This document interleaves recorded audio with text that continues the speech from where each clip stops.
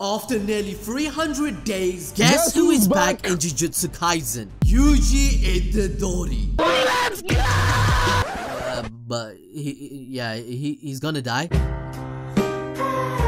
Cap.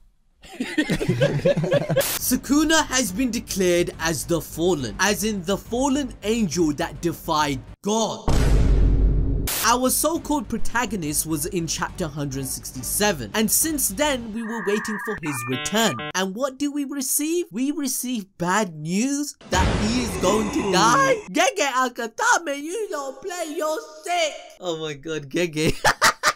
Alright, I don't know, I had to laugh, I had to let that out. It's kind of sick if we think about it, right? But at least chapter 199 made our wish as a community come true, because a lot of you subscribers were commenting on every other video, where is Itadori, ABD? And even better, our boy Megumi is back as well. He was also lost for almost 250 days. This chapter just reminded us that Itadori's fate of dying is set in stone. In fact, now there's one more huge reason that his death will save the world, because Sukuna has revealed his biggest secret regarding being a fallen angel. But first, how the heck did Megumi end up here with Angel in the first place? A 16-year-old hot boy, hot waifu, hotel room, all alone? You see what I'm saying? But that's only in your fangirl dreams, by the way. Well, to know the secret behind this, we have to go back to chapter 173. Megumi had gone through an intense battle against Reggie Star, another incarnated player. He was forced to use his domain expansion, which had exhausted him completely. This is when Angel found him passed out in a street of Tokyo number 1 colony. Back then, we weren't sure what Angel's motives actually were, because in chapter 145, Master Tengen had warned of her ability to extinguish curse techniques which could kill a sorcerer. However, she's not what we exactly imagined. As Tengen said, Angel is a sorcerer from 1000 years ago, who is now inhabiting the body of Hana Kurusu, much like Sukuna in Itadori. And if you haven't done the math, 1000 years ago means that Angel is from the same era as Sukuna. Her case is different from other incarnated players like Kishimo and Ryu, because whilst they have completely taken over their vessels, Angel chose to peacefully coexist with Hana. But it turns out even Itadori and Takaba had found Angel. Yay!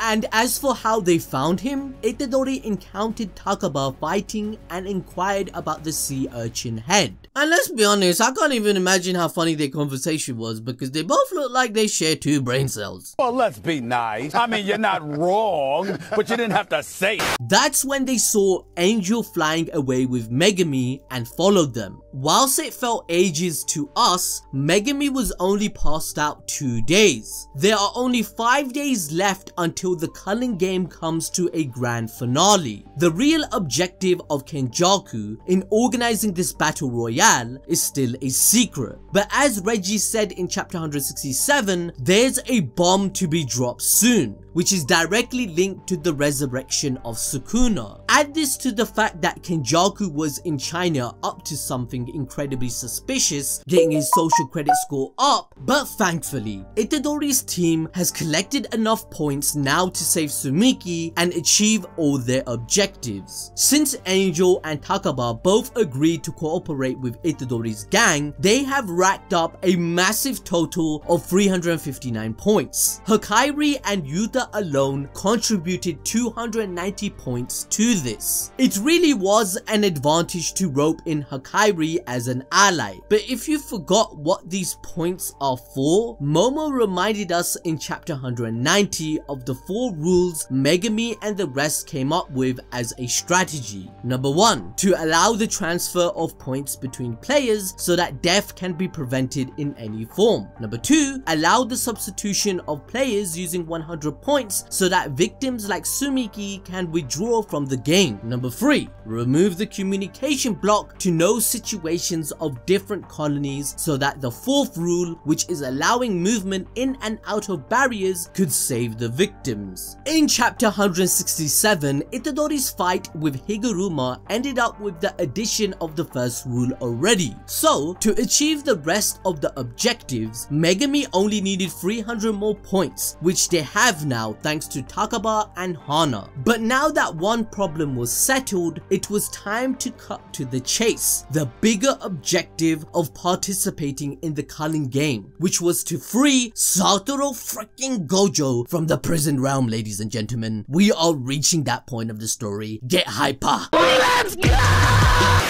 As Master Tengen discussed in chapter 145, the only way to do so was to recruit Angel because of her ability to nullify or extinguish curse techniques. It turns out that her ability can even work against seals and barriers of any sort, allowing her to easily slip between the different colonies of the Culling Game. She states she will be able to unseal Satoru Gojo, but unlike everything else, Angel has one objective in her mind. Going back, she thinks that incarnated players destroying their host consciousness is against the laws of God. You're probably thinking, huh? God?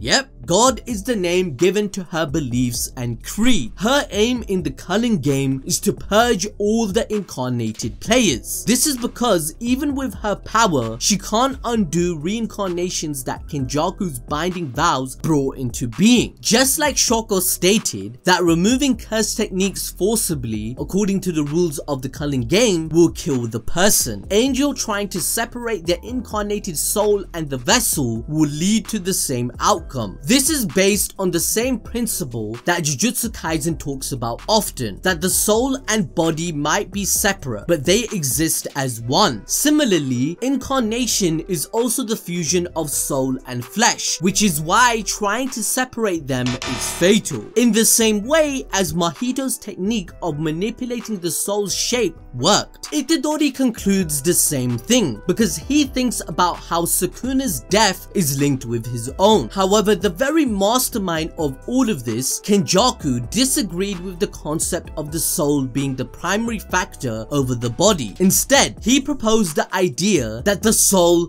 is the body and the body is the soul. Let's not forget that Kenjaku is a living physical brain, using his curse technique to control other bodies through his existence. If the curse technique of a person is linked to their souls, how is Kenjaku able to use the inherited technique of the dead by just controlling their body? This reinforces Kenjaku's belief. However, Mahito being able to affect a person's body by manipulating the soul, along with Geto's last flame of life causing an involuntary reaction to Satoru Gojo in chapter 90, would prove the opposite philosophy. Even the dead body has remnants of a person's soul. In reality, both the soul and the body of a person are interdependent on each other, where one cannot exist without the other. This comes back to Angel and Hana Kurusu. Kenjaku feeding curse objects to victims like Sumiki is violating both body and soul, as they are interlinked. So whilst Angel can't fix someone who is possessed, she gleefully agrees to Megumi's request to use her power on Prison Realm, freeing Satoru Gojo, which is a curse object falling in her area of power. But there's a condition. What? Angel didn't ask for much until now, but to unseal Satoru Gojo, she has one deal to make. Amongst all the incarnated players, there's one she absolutely must slaughter, and she calls him the Fallen. She even says that she does not want Itadori and the gang to kill every incarnated player because she's not so demanding. Come on, man! That's too easy! Except that this isn't My Disney Academia, so it ends up being the Fallen she's referring to is Ryumin Sukuna. Don't even play with me like that, bro. Nah, if you don't trust me, trust this dude himself. He took the pain to come out of his resting place just to mock Itadori and identify himself as the Fallen. My man Itadori is so shocked because this whole situation got up in an instant. To unseal Satoru Gojo, Sukuna needs to die, which means Itadori needs to die. But the only person so far who can fight on par with Sukuna is Satoru Gojo, who needs to be unsealed, but only after Sukuna is killed. But the only person who can do that is Gojo. Like, do you understand the situation?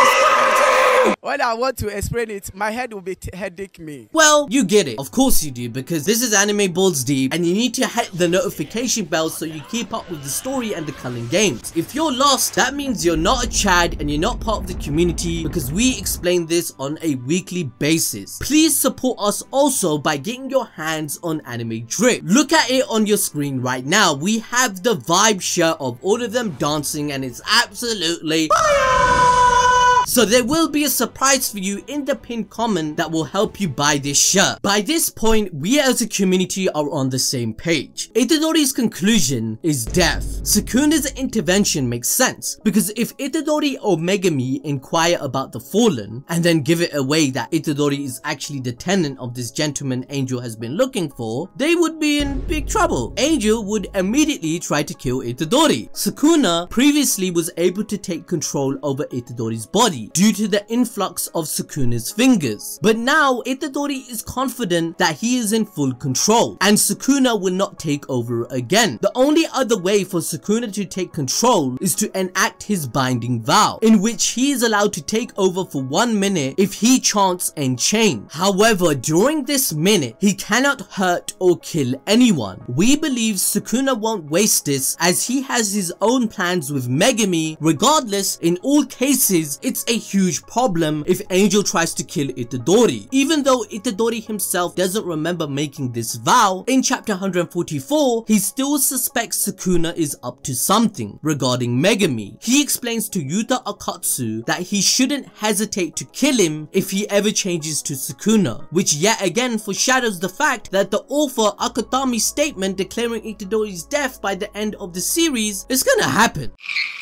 So Sukuna and Itadori's best interest is to keep his existence a secret. Most likely, Angel has the power to kill him, and knowing Itadori, he will not give Sukuna control in order to survive, especially after what he did in Shibuya. So at this point, the weight of an extremely crucial decision will definitely fall on Megumi. He has to decide whether to protect Itadori for a bit longer or unseal Satoru Gojo the strongest. This decision will make all the difference going forward and may also determine the end of the Culling Game. There's a huge chance that Megumi will take a gamble on Itadori's life once again, as he had previously. Going back to Itadori's and Megumi's first mission together, we can understand Megumi's point of view. At the detention center, Itadori wanted to save the criminal whose mother begged them to do so, but Megumi was against this. He thought it was Itadori's hero complex even for someone who was a lost cause. But in fact, Itadori was doing exactly what Jujutsu means. Take a gamble, unlike Megumi. Gojo reprimanded this reserved attitude of Megumi after the school exchange arc as well, that Megumi had to aim for a home run rather than a sacrifice bunt. However, Itadori's ideology of saving the people he can save rubbed onto Megumi as he placed his faith in his friend even if Sukuna took over him in the detention center as well as Shibuya. He believed that as the person who saved him at the start, the responsibility for Sukuna's carnage falls on both of them. Thus, Megumi's decision to save Itadori will also be aligned with Gojo's teachings to reform the Jujutsu world by addressing the deeper issues within their society. The mindset of a sorcerer has been objectively driven for centuries, ruined by the inner politics of the old. However, the reality is the majority of issues the Jujutsu world has faced are due to other curse users, be it Sukuna, Kenjaku, or later Suguru Geto. This is why Gojo went out of his way to save Yuta and Itadori, instilling the principle of heroism, to never give up on each other and rely upon one another for their overall goals to reform the world. Effectively, Gojo is fixing his own mistake in the past when he lost his best friend Suguru Geto. But this decision will pose a huge question of how exactly will the gang make it through the Culling game without Satoru Gojo, especially considering that Kenjaku has something like a nuke up his sleeve, which brings us to another way that Itadori and Megumi might end up trying to convince Angel of why it's important to unseal Gojo if Sukuna is their common target. Angel almost let it slip that there's another reason Hana wanted to save Megumi rather than just being a good person. So that kind of shows that she has a crush on Megumi. Is she smitten with him?